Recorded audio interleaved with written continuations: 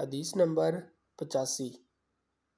بشر بن عمر نے ہم سے بیان کیا کہا، میں نے امام مالک بن انس سے محمد بن عبد الرحمن کے بارے میں پوچھا جو سعید بن مسیب سے احادیث روایت کرتا ہے، تو انہوں نے کہا وہ ثقہ نہیں۔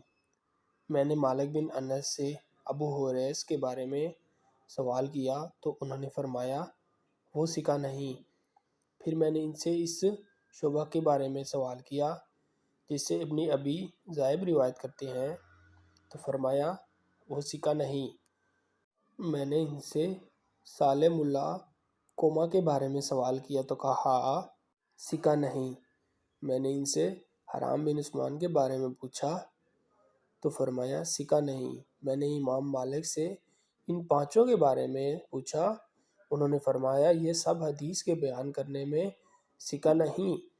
میں نے ان سے ایک اور شخص کے بارے میں پوچھا جس کا اب میں نام بھول گیا ہوں، تو انہوں نے کہا کیا تم نے میری کتابوں میں اس کا نام دیکھا ہے؟ میں نے عرض کی نہیں۔ فرمایا اگر ثقہ ہوتا تو تم اس کا ذکر میری کتابوں میں دیکھتے۔